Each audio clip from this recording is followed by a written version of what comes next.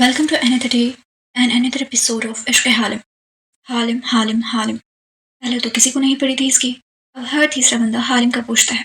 अच्छी बात है, पूछता है। लेकिन आप लोग ये क्यों कहते हैं कि आप हालिम के एपिसोड्स भी दिया करें, उसके बारे में भी कुछ लिखा करें। फॉर योर काइंड इन्फॉर्मेशन, मैंने हालिम की स्टोरी बहुत पहले से स्टार्ट कर दी है और इसके बारे में कई एपिसोड्स भी लिख चुकी हूँ। गौर से पढ़ा करें, समझ आ जाएगी आपको। ये बस आपके प्रेजेंस ऑफ माइंड की बात है। कुछ लोग तो समझ भी चुके हैं और जो लोग समझ चुके हैं वेल एंड गुड, लेकिन जो लोग नहीं समझे वो कुछ दिनों के लिए इंतज़ार कर लें, उनको क्लैरिफिकेशन मिल जाएगी हाल के मुतालिक। अब आते हैं कमेंट्स की तरफ। पहली बात तो मुझे पता है कि इस नॉवल को किस तरह एग्जीक्यूट करना है। जब मैं आपसे कहती हूँ कि अपने रिव्यू शेयर किया करें, इसका मतलब ये होता है कि जिस किस के बारे में आप पढ़ रहे हैं उसके बारे में कुछ राय पेश किया करें। लेकिन आप वो सब छोड़कर कुछ दूसरा ही बोलने लग जाते हैं, जैसे ये कपल मत दिया करें, वो कपल मत दिया करें, ऐसा मत करें, वो करने से वो होता है, ये करने से ये होता है, ऐसा करने से इंटरेस्ट चला जाता है, ऐसा करने से इंटरेस्ट बढ़ता है, ये ट्विस्ट लाएं, वो ट्विस्ट लाएं, ब्ला ब्ला ब्ला। मैंने पहले भी आपको कहा है कि मेरा नावल है और मुझे पता है स्टोरी को किस तरह लिखना है, क्या लिखना है और कब कब किसके बारे में लिखना है और किस अंदाज से लिखना है। स्टोरी पहले से डिसाइडेड है, मैं फिर से आपको बता रही हूँ। तो आपके कहने या ना कहने से कोई चेंजेस नहीं आने वाले। प्लीज़ आप इतना स्ट्रेस ना लिया करें। और मैंने ये दूसरा चैनल इसीलिए नहीं बनवाया कि मेरे पहले चैनल पे स्ट्राइक आई हुई है। नहीं, बिल्कुल नहीं, ऐसा बिल्कुल नहीं है। मेरे चैनल पर अब तक एक स्ट्राइक भी नहीं आई। हाँ, बस एक बार वार्निंग मिली थी, दैट्स इट। मैंने ये चैनल इसीलिए ओपन किया है क्योंकि मेरे पहला जो चैनल है वो कुछ महीनों के लिए मोनेटाइजेशन के लिए एलिजिबल नहीं है, क्योंकि मैंने वहाँ मोनेटाइजेशन से पहले ही म्यूज़िक के साथ शॉर्ट्स अपलोड की हुई थी और आधे से ज़्यादा एपिसोड्स मैंने बगैर वॉइस ओवर के दिया हुआ था। इसीलिए ये मसला मेरे साथ दरपेश आया है। अब हम आते हैं उनकी तरफ जो रेगुलर किस्त की डिमांड करते हैं। तो सुने, मैं भी चाहती हूँ कि मैं रोज़ नहीं तो नहीं, कम से कम हफ्ते में 2 से 3 एपिसोड ज़रूर दिया करूँ। लेकिन वो क्या है ना, मेरे और आपके चाहने से क्या होता है, होता तो वही है जो मंजूर खुदा होता है। मैं स्पेशली उन लोगों को ये बात ज़रूर कहना चाहूँगी कि जो लोग नेगेटिव कमेंट से नेगेटिविटी फैलाते हैं, जो लोग राइटर्स को खुद की तरह एक आम इंसान नहीं समझते।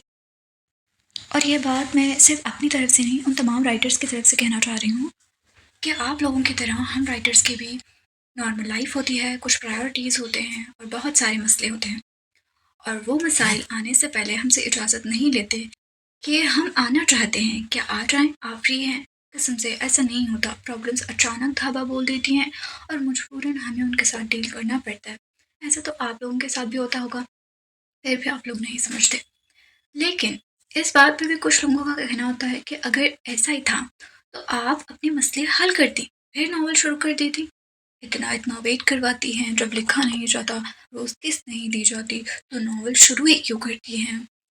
तो मैं उन लोगों को बस इतना कहना चाहूँगी कि अगर आप लोगों से इंतज़ार नहीं होता तो आप लोग ऑन गोइंग नावल शुरू क्यों करते हैं। नावल कंप्लीट होने का वेट कर लेते हैं, इससे आपको इंतज़ार भी नहीं करना पड़ता, गिले शिकवे भी नहीं करने पड़ते। और जो आप कहते हैं कि हमें भूल जाता है, तो वो आपको भूलना भी नहीं पड़ता। And I have said so many times कि मैं एपिसोड जल्दी देने की कोशिश करती हूँ, लेकिन हो नहीं पाता। क्या कर सकते हैं आप। देखना किसी दिन मैं आपको जल्दी एपिसोड देकर सरप्राइज कर दूंगी। पता नहीं वो दिन कब आएगा, लेकिन आएगा ज़रूर, इंशाल्लाह। और आज इतना लंबा समाचार देने की वजह ये है क्योंकि मुझे यूट्यूब की तरफ से इंस्ट्रक्शंस आई हैं कि अगर मेरे वीडियोस पर वॉइस ओवर नहीं हुआ तो वो यूं ही मेरे चैनल पर मसले क्रिएट करता रहेगा। और मैं एक बात और आपको बता दूं कि जब मैं उर्दू बोलती हूँ तो बोल लेती हूँ, लेकिन जब उर्दू पढ़ने की बारी आती है तो पता नहीं क्यों मेरे ज़ुबान को क्या हो जाता है, वो अचानक लड़खड़ाने लगती है। So please bear with me guys. और अब हम बिना वक्त ज़ाया करें एपिसोड की तरफ बढ़ते हैं। Breaking news. मुल्क भर में कत्ल व गारत के वाक़यात में तेज़ी से इजाफा देखने में आ रहा है। मगर नाज़रीन, हैरत की बात यह है कि कातिल का अब तक कोई सुराग नहीं है।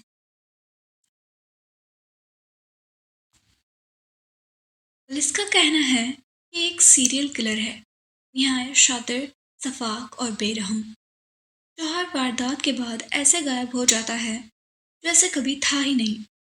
ज़रा से ये भी इतला मिली है कि इस दरिंदा सिर्फ قاتل کا زیادہ تر شکار عورتیں بنتی جا رہی ہیں۔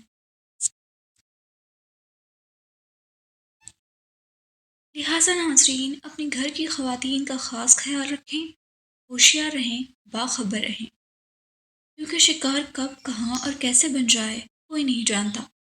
اور اسی طرح کی تازہ ترین خبروں کے لیے جڑے رہیں ڈی نیوز نیشن کے ساتھ۔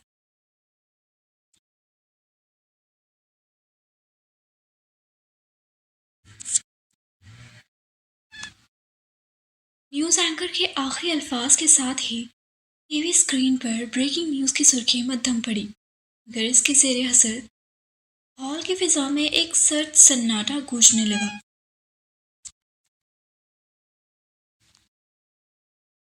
حویلی کے ٹی وی لانچ کے پرتعش صوفے پر اپنے دیو قامت وجود کے ساتھ براجمان عالم خان کی گرفت قہوے کے پیالے پر اتنی سخت ہوئی کہ اس کی انگلیاں سفید پڑ گئیں۔ کوئی اس سے بھی بڑا درندہ کھلا گھوم رہا تھا، پر کون تھا یہ جاننے میں وہ مسلسل ناکام ہو رہا تھا۔ چہرے پر سنجیدگی کی ایسی پرت چڑھی تھی جیسے وہ ٹی وی کو نہیں کسی اندیکھے دشمن کو گھور رہا ہو۔ شطرنج کے کھیل کا ماہر ہونے کے ناطے وہ کھلاڑی کی ہر چال، ہر داؤ، ہر فریب پہچان لیتا تھا، لیکن یہ کھلاڑی مختلف تھا۔ ایسا لگتا تھا کوئی سایہ اس کے سوچوں کے کناروں سے کھیل رہا ہو۔ جتنا وہ اس سے دور ہونے کی کوشش کرتا اتنا ہی تجسس کے دائرے میں گھر جاتا۔ اس اندیکھے انسان کی درندگی کا تصور اس کے باطن کے سکوت کو چیر کر رکھ دیتا۔ دیکھا جائے تو اسے اس اجنبی قاتل سے نہ کوئی ذاتی ربط تھا، نہ اس کیس سے کوئی سروکار، مگر کچھ تھا جو بار بار اسے اسی سمت کھینچ رہا تھا۔ لاشعوری طور پر جب بھی اس موضوع کا ذکر چھڑتا، اس کی اندرونی بے چینی جسمانی حرکت میں ڈھل جاتی، جیسے اس وقت ایک ہاتھ میں قہوے کا بھانپ اڑاتا پیالہ تھامے دوسرے ہاتھ کی انگلیوں کو وہ اپنے گھٹنے پر ہولے ہولے دبا رہا تھا۔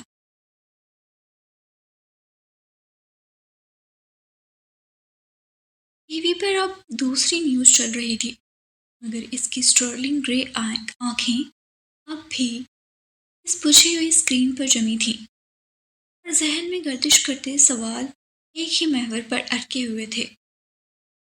کون تھا وہ؟ اور اس کے نشانے پر صرف عورتیں ہی کیوں تھیں؟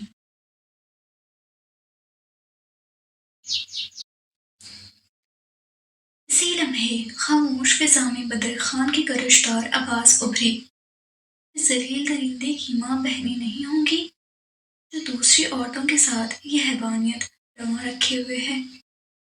اسکرین پر چلتی مقتول خواتین کی تصویر دیکھتے ہوئے بدر خان غصے سے بڑبڑائے، اور اپنے دادا کے ان الفاظوں نے عالم خان کے رگوں میں جمے خون کو حرکت دے دی۔ گھٹنے پر اس کی انگلیاں لمحے بھر کو ٹھہری۔ عورتیں، یہ لفظ اس کے ذہن میں بجلی بن کر گونج گئے۔ پہلی بار اس نے اس زاویے سے سوچا۔ یہ بات اس کی نظروں سے کیسے بچی رہی کہ وہ قاتل عورتوں کو نہیں بلکہ شادی شدہ عورتوں کو نشانہ بنا رہا ہے، اور یہ انکشاف ایسا تھا جیسے کسی مقفل دروازے کے پیچھے ایک صدیوں پرانی کہانی نے پہلی بار سانس لی ہو، ایک ایسی کہانی جو شاید خود عالم خان سے بھی جڑی ہو۔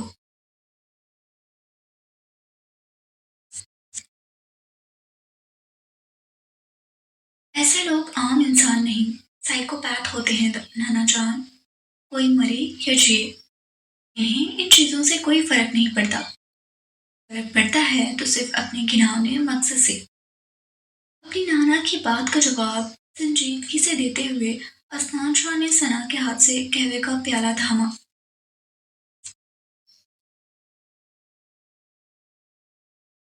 شام ڈھل چکی تھی۔ رات کے کھانے کے بعد حویلی کے وسیع و عریض ٹی وی لانچ میں حسب روایات تمام مرد حضرات جمع تھے۔ بدر خان، مجیب خان، منیر خان، جنید خان، اسنان شاہ، ابرار خان، حالم خان اور آلان علی. بس حماد اور امان خان کی نشستیں خالی تھیں.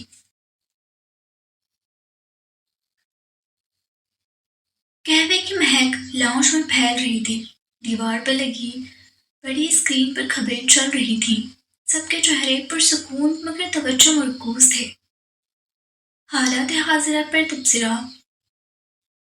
بات چیت جاری تھی کہ اچانک نیوز چینل پر اس سیریل کلر کی درست فرمایا. ان جیسے لوگ اپنے زمین کو کب کا دفنا چکے ہوتے ہیں اور ان کے دل میں صرف اندھی ہوس باقی رہ جاتی ہے. اسنان شاہ کی بات پر اس کے بغل میں بیٹھے ابرار خان نے بھی بھرپور تائید میں سر ہلایا. آلیان علی ان کے سامنے حالم خان کے ساتھ صوفے پر بیٹھا اپنے باپ کی طرف سے موصول ہونے والے فون کالز لگاتار کاٹتا ہوا کافی جھنجھلایا سا لگ رہا تھا. اس کے باپ کے ساتھ اس کی ہمیشہ سے نہیں بنتی تھی، اسی لیے وہ اکثر خان حویلی میں ہی پایا جاتا. نہ خود کال کر کے ان کی خیریت پوچھتا، نہ ان کی کال ریسیو کر کے اپنی بتاتا.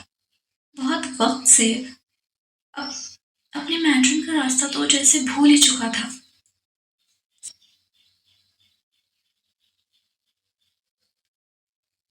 جو اس کے باپ نے کیا تھا اس کے لیے وہ کبھی انہیں معاف نہیں کرنے والا تھا. وہ بار بار اپنے موبائل کی اسکرین پر آتی فادر کالنگ کی اطلاع دیکھ کر کال کاٹ دیتا. تیسری، چوتھی، پانچویں بار بھی وہی عمل دہرانے کے بعد گہری سانس بھر کر وہ توقف کے بعد پیچھے ٹیک لگا کر آنکھیں موند گیا. اس کے سانسوں میں تلخی تھی، دل میں بغاوت، اور آنکھوں کے پیچھے وہ ادھورا ماضی جو آج بھی اس کا پیچھا نہیں چھوڑتا تھا. اس زخم کو وقت بھی منتمل نہیں کر پایا تھا. روز ووڈ رنگ کے شفون کے سادہ شلوار قمیص پر ہمرنگ دوپٹہ سر پر جمائے وہ دھیمی رفتار سے سب کو قہوہ سرو کر رہی تھی. یہ کام گل بانو کا تھا، مگر گل بانو کو منع کر کے آج اس نے خود یہ کام اپنے ذمے لیا تھا.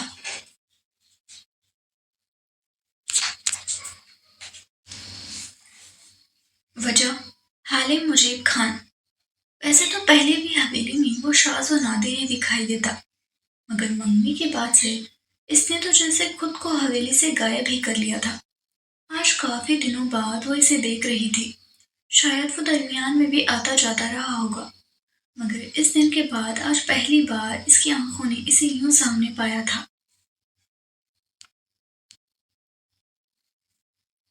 ظاہری طور پر اس کے ہاتھ قہوہ پیش کرنے میں مصروف تھے، مگر اس کی تمام تر حسیں اس مغرور سرد مزاج شخص کی جانب ہی مرکوز تھیں جو ہمیشہ کی طرح بے نیازی کی چادر اوڑھے بیٹھا تھا.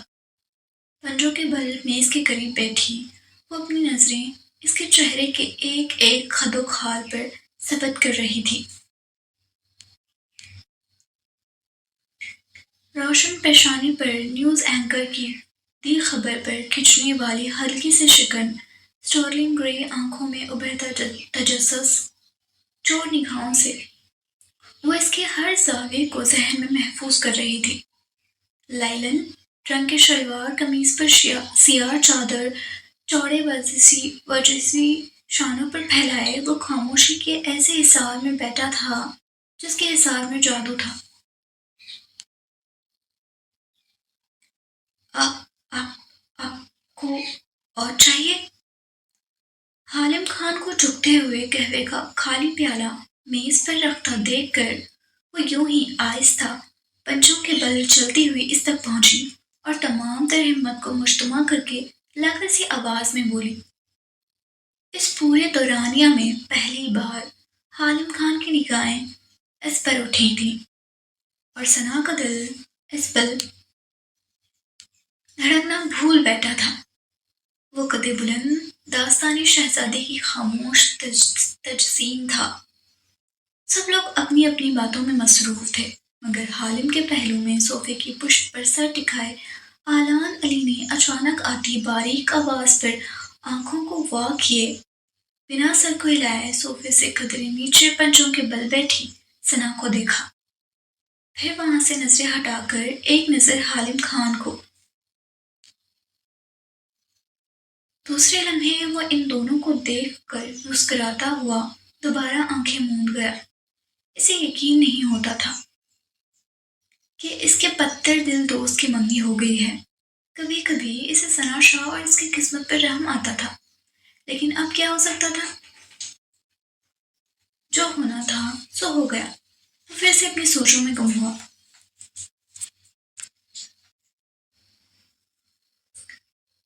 सना के सवाल पर हालिम खान ने बिना कुछ कहे हल्की सी गर्दन ना में हिलाकर इनकार किया और शाल दुरुस्त करते अपनी जगह से खड़ा हुआ। फिर लॉन्च पार करता हुआ वो सीढ़ियां चढ़ते अपने कमरे की ओर बढ़ गया। इसके गायब होने पर सना की नजरें अपने पैर पर पलट आई थी। इतनी देर से उंगलियां फोल्ड होने की वजह से इसके सफेद नाजुक पांव पर सुर्ख गहरी लकीरें नमूदार हो गई थीं, मगर इसे होश अब आया था। वो भी उठकर खड़ी हुई और खामोशी से अपनी कमरे की तरफ चल दी। वो चला गया था तो वहां रुकने का कोई जवाब नहीं बनता था। इतना डर क्यों रही हो? तुम्हें कुछ नहीं करेंगे वो। हाँ, वो अलग बात है कि तुम्हारी खातिर किसी के साथ कुछ भी कर सकते हैं। इसीलिए शांत हो जाओ और ये लो, एनर्जी ड्रिंक पियो। फिलहाल तुम्हें इसकी सबसे ज्यादा जरूरत है। और मेरी मानो, सब कुछ अल्लाह पर छोड़ दो, सब बेहतर होगा। डर डर तो नहीं रही मैं। अभी अंदर जो कुछ भी हुआ, बस इसी वजह से थोड़ी घबराहट हो रही है। बाकी ठीक हूं मैं। और मुझे कुछ नहीं चाहिए यार, हटाओ इसे। वो अपने अंदर के खौफ पर हौसले की मलमाकारी चढ़ाए बजाय मजबूत लहजे में बोली, मगर दिल की धड़कनें डर से दरो दीवार से टकरा रही थीं। देखो, अगर तुम ये नहीं पियोगी तो शुगर लेवल डाउन होने से कश खाकर गिर जाओगी।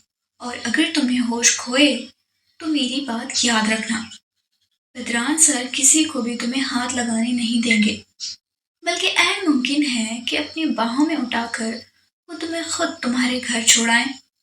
अब सोच लो, फैसला तुम्हारे हाथ में है। इससे तुम्हें कोई मसला नहीं, तो जो मन में आए सो करो। हम तुम्हें फोर्स नहीं करेंगे, क्यों अब्रिश? सबा नर्म मगर हसासी अंदाज में कहकर जूस का गिलास नूर के आगे कर गई।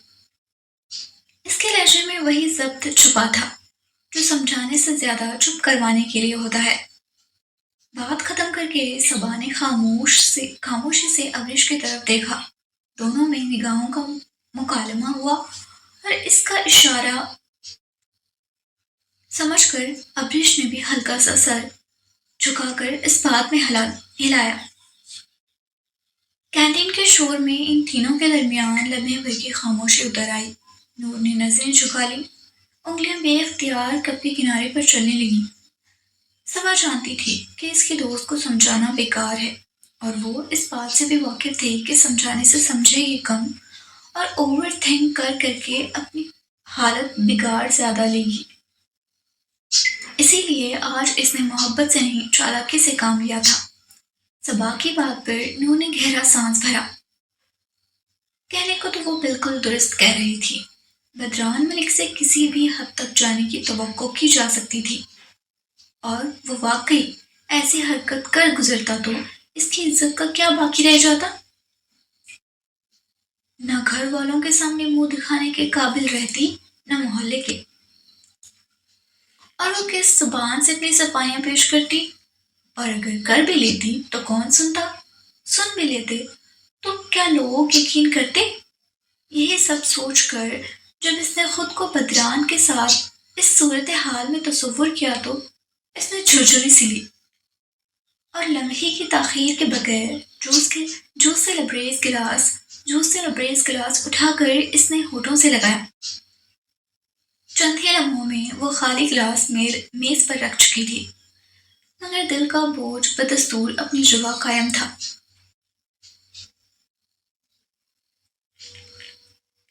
ڈاکٹر ہارون کا خون میں لت پت چہرہ بار بار اس کی نظروں کے سامنے آ رہا تھا۔ یہ دوسری بار تھا جو بدران ملک کا جلاد روپ دیکھ چکی تھی، جس وجہ سے وہ اچھا خاصا اس سے خوف کھا بیٹھی تھی۔ نور کی حرکت پر صبا اور ابریش نے لب بھینچ کر بمشکل اپنی ہنسی کا گلا گھونٹ رہے تھے۔ ہے یو، کیا نام ہے تمہارا؟ کہاں سے ہو تم؟ صبا اور ابریش یوں ہی نور کو بہلاتے ہوئے اسے پرسکون کرنے میں مصروف تھیں کہ اچانک پیچھے سے آتی بھاری کرخت آواز نے ان کی ریڑھ کی ہڈی میں سنسنی دوڑا دی۔ بدران سے؟ دونوں نے چونک کر ایک دوسرے کو دیکھا، پھر نور کو، جس کے چہرے کا رنگ بدران ملک کو کینٹین میں دیکھ کر مفقود ہو چکا تھا۔ ان دونوں کی پشت دروازے کی طرف تھی، جبکہ نور کا رخ دروازے کی طرف ہی تھا، اسی لیے وہ بدران کو ان سے پہلے دیکھ چکی تھی، اور یوں ہی اڑی رنگت کے ساتھ بدران کو لمحہ بلمحہ خود کے قریب آتا دیکھتی ہی جا رہی تھی۔ جو ہی بدران میں اس کے قریب آن کھڑا ہوا تو معاوف ہوتے دماغ کے ساتھ جھٹکے سے کھڑی ہوئی اور ٹرانس کی کیفیت میں بولنے لگی۔ میرا نام نورلین ہے، میرے ابو کا نام ریاض الوی، میری امی کا نام رضوہ الوی ہے، اور میں لاہور سے ہوں۔ وہ کیا بول رہی ہے اسے نہیں معلوم تھا، معلوم تھا تو بس یہ کہ اگر اس نے بدران کے سوال کا جواب نہیں دیا تو وہ غصے میں آ کر اسے بھی بری طرح پیٹ ڈالے گا، جیسے تھوڑی دیر پہلے ڈاکٹر ہارون کو پیٹا تھا۔ اور وہ کسی قیمت بدران جیسے باڈی بلڈر سے پٹ کر نہیں مارنا چاہتی تھی۔ وہ اس حد تک اسے ڈری ہوئی تھی کہ اپنی پلکیں تک نہیں چپک رہی تھی۔ اس کے عمل سے ابریش کے چہرے پر حیرت و اضطراب کی ملی جلی کیفیت در آئی، جبکہ صبا کے گال شرمندگی سے دہک اٹھے۔ اس کا دل کیا کہ وہ اعلان کر کے کہہ دے کہ یہ اس کی سہیلی نہیں، اور نہ ہی وہ اس بیوقوف لڑکی کو جانتی ہے۔ اسے یقین ہو چلا تھا کہ نور نے اپنا دماغی توازن کھو دیا ہے۔ بدران کی آمد سے سب لوگ ان کی طرف ہی متوجہ ہو گئے تھے، اور سب کی موجودگی میں وہ خود کے ساتھ ان کی عزت کا بھی جنازہ نکال رہی تھی۔ نور، بیٹھ جاؤ، صبا نے نور کا برقع کھینچتے ہوئے سرگوشیانہ انداز میں کہا، لیکن وہ تو جیسے کسی کو سن ہی نہیں رہی تھی سوائے بدران ملک کے۔ عمر کیا ہے تمہاری؟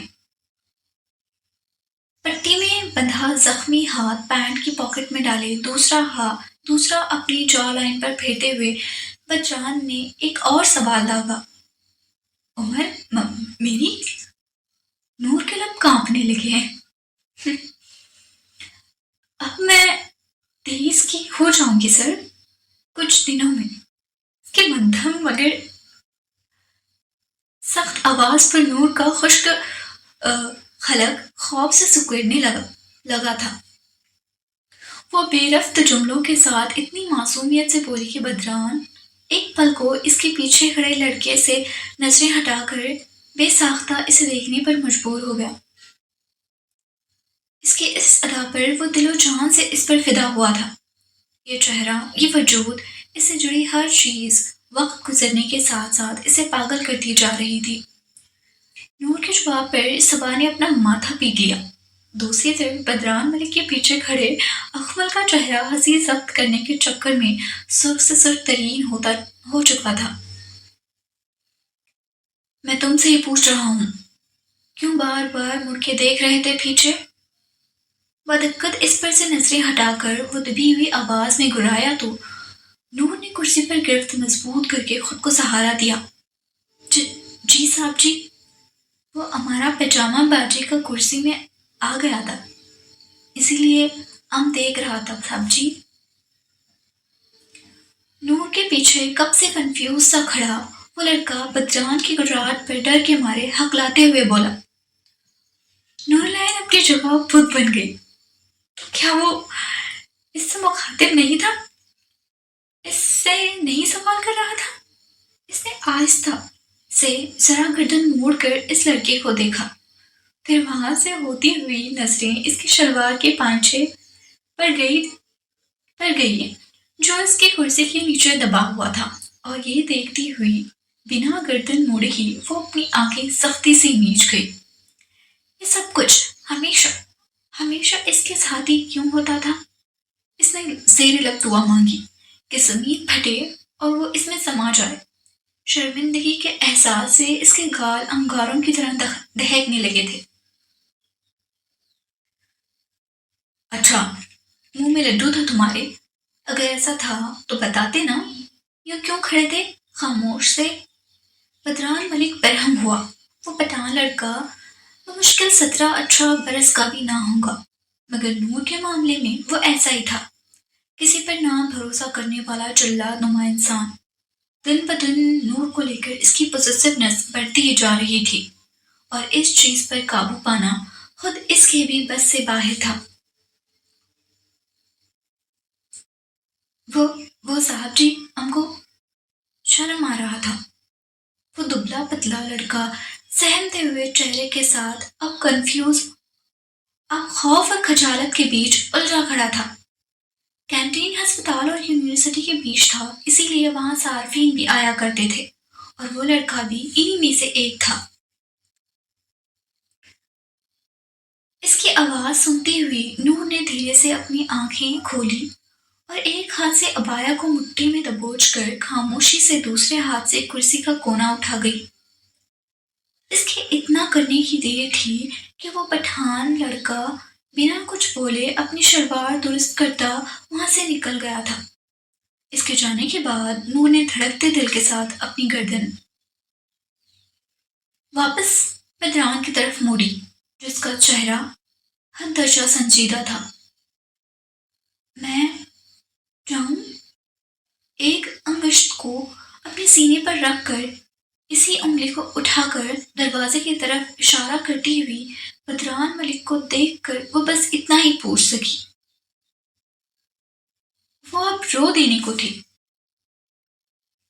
اور ایسا کرتے ہوئے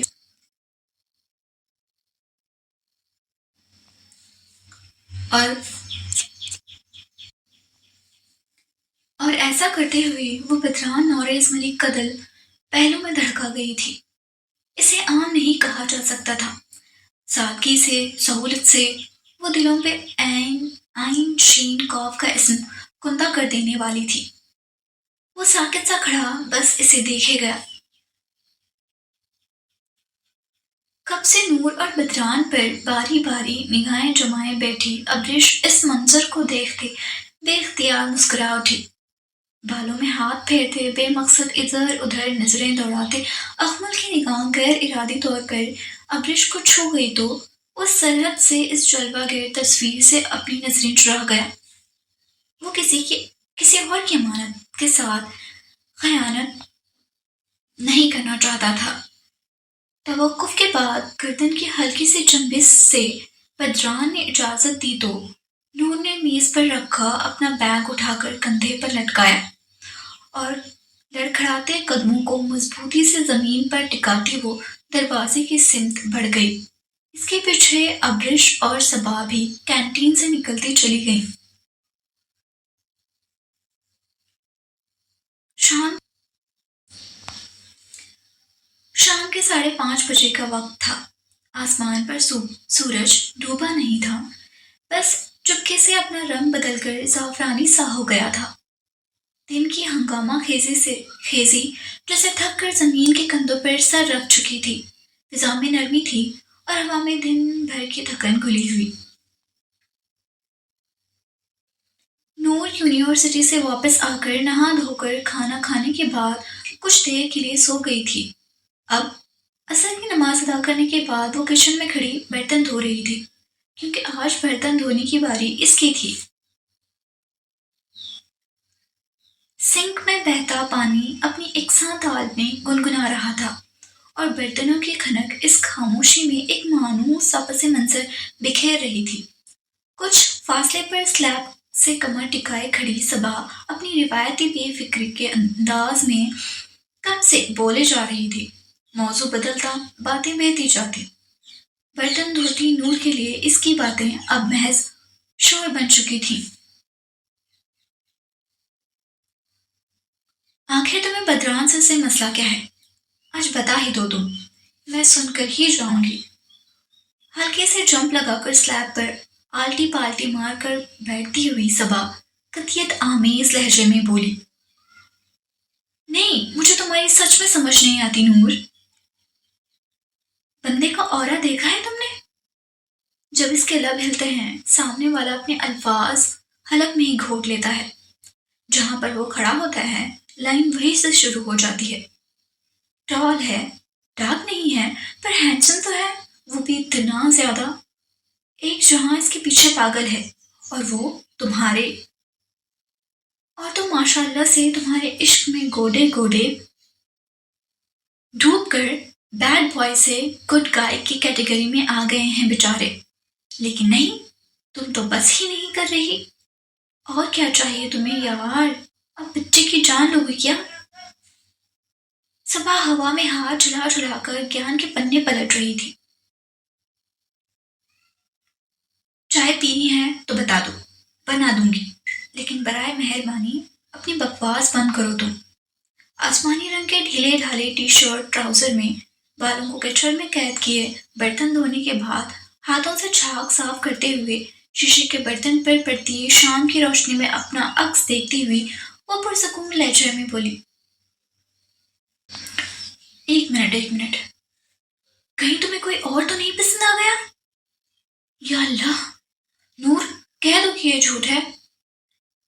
اس کے چہرے پر چھائے اطمینان کو دیکھتے ہوئے اپنے سر کو دونوں ہاتھوں میں تھام کر وہ ڈرامائی انداز میں گویا ہوئی، پاگل ہو کیا؟ ایسا کچھ نہیں ہے۔ صبا کی اٹپٹی حرکتوں پر مسکرا کر نور نے اس کے سر پر ہلکی سی چپت لگائی۔ ایک بات کہوں، برا مت ماننا۔ صبا یوں ہی بیٹھے بیٹھے دھیرے سے کھسک کر ہاتھوں کو سلیب پر ٹکاتی ہوئی اس کے قریب قدرے جھکائی، مجھے نا تمہاری سیکشول اورینٹیشن پر کبھی کبھی شک ہونے لگتا ہے۔ سرگوشیانہ آواز میں انداز رازدانہ تھا کہ کہیں تمہیں لڑکیوں میں تو انٹرسٹ نہیں؟ اگر ایسا ہے تو کھل کے کہو، میں بات کروں گی آنٹی انکل سے۔ زمانہ بدل رہا ہے اور آج کل کی جنریشن کے حساب سے یہ سب عام سی بات ہے۔ بولو نور، ڈرو نہیں، میں ہوں تمہارے ساتھ۔ پہلے تشویشی لہجے میں سوال کرنے کے بعد آخر میں اس کے کندھے پر ہاتھ رکھ کر اسے حوصلہ دیتی ہوئی وہ متفکر سے استفسار کرنے لگی، بکو مت۔ ایک انگلی کو صبا کی پیشانی پر ٹکا کر پیچھے دھکیلتی ہوئی وہ گیس پر پتیلا رکھ کر اب چائے چڑھا رہی تھی۔ شکر الحمدللہ۔ نور کے کندھے سے ہاتھ ہٹا کر وہی ہاتھ اپنے سینے پر رکھتے ہوئے گہری سانس بھر کر وہ بے ساختہ بولی، پوچھنے کو تو اس نے پوچھ لیا تھا، مگر اندر سے اس کا دل بے لگام سا دھڑکنے لگا تھا۔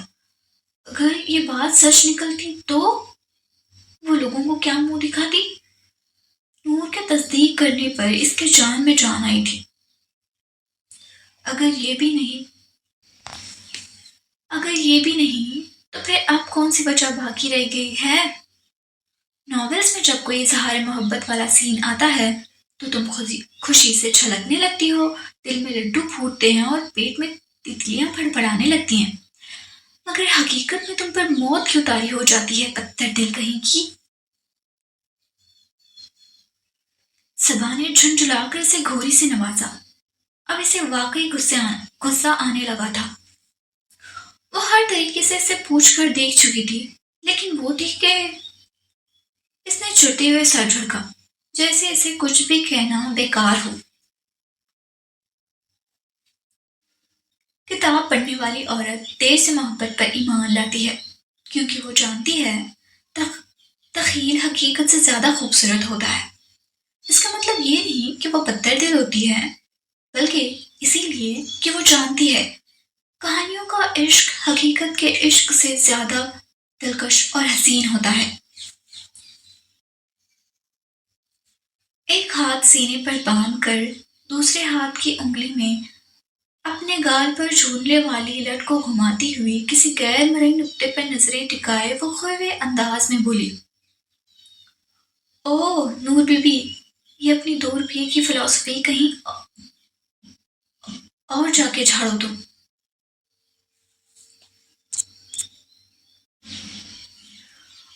اور کیسا دلکش اور حسین عشق چاہیے تمہیں ہاں؟ ہلکی سی مسکراہٹ کے ساتھ صبا کا لہجہ استزائیہ ہوا۔ بدران سر جس طرح تمہیں دیکھتے ہیں تمہیں چھوڑ کر آگے پیچھے والی لڑکیاں پگھل کر پانی ہو جاتی ہیں۔ جتنی وہ تمہاری فکر، پرواہ اور عزت کرتے ہیں، کوئی اور تمہاری جگہ ہوتی تو اپنا دل نکال کر ان کی ہتھیلی پر رکھتی تھی۔ اور تمہارے لیے ان کی پوسیسونیس، اف، وہ ہنسی جسے بدران کے عشق پر رشک بھی کر رہی ہو اور نور کی ضد پر جھنجھلائی بھی ہو۔ یہ بدران کون ہے؟ اچانک پیچھے سے آنے والی سوہا کی آواز پر نور اور صبا ایک دم گڑبڑا سی گئیں۔ اسی دوران باہر دروازے پر ہونے والی دستک بھی ان کے کان میں پڑی تھی۔ دونوں نے ایک ساتھ مڑ کر پیچھے دیکھا، جہاں سوہا اپنی کمر پر دائیں بائیں ہاتھ ٹکا کر ان پر تنقیدی نگاہیں جمائے کھڑی تھی۔ دروازے پر کوئی ہے؟ میں دیکھ کر آتی ہوں۔ سوہا کے سوالوں سے بچنے کی خاطر گیس بند کر کے کھڑکی پر ٹنگا اپنا دوپٹہ اٹھاتی نور جلدی سے باہر کو لپکی۔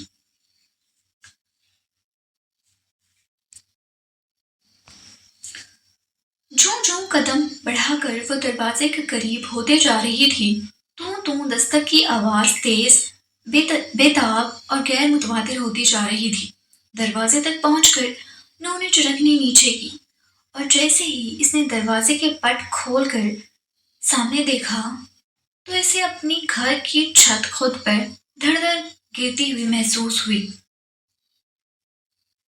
کیونکہ سامنے کوئی اور نہیں، دہلیز کے عین سامنے بدران ملک اپنی آن بان شان کے ساتھ جلوہ افروز تھا۔ لاشعوری طور پر نور کی نظریں بدران سے ہٹ کر اس کے پیچھے اس سے کچھ فاصلے پر کھڑے افراد پر گئیں تو ہینڈل پر موجود ہاتھ پھسل کر بے جان سا اس کے پہلو میں آ گرا۔